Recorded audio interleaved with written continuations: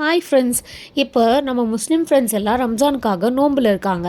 அந்த நோம்புலே அவங்க முக்கியமாக சாப்பிட்ற நோம்பு கஞ்சி எப்படி செய்யுதுன்றது தான் பார்க்க போகிறோம். இது என்னோடய முஸ்லீம் ஃப்ரெண்டுக்கிட்டேருந்து இந்த ரெசிபியை நான் வாங்கி செஞ்சு பார்த்து சாப்பிட்டு எனக்கு ரொம்ப பிடிச்சி போய் தான் இதை இப்போ நான் உங்கள் கூட ஷேர் பண்ணணும்னு நினைக்கிறேன். அதுக்கு ஃபஸ்ட்டு ஒரு குக்கர் எடுத்து அது 2 ஸ்பூன் எண்ணெய் ஊற்றிட்டு 1 ஸ்பூன் சோம்பு, ஒரு பட்டை, ஒரு பிரிஞ்சி இலை போட்டு நல்லா வதக்கினதுக்கப்புறம் ஒரு பெரிய சைஸ் வெங்காயத்தை நல்லா பொடுசாக நறுக்கி நல்லா அதையும் இதில் போட்டு சாட்டே பண்ணிக்கணும்.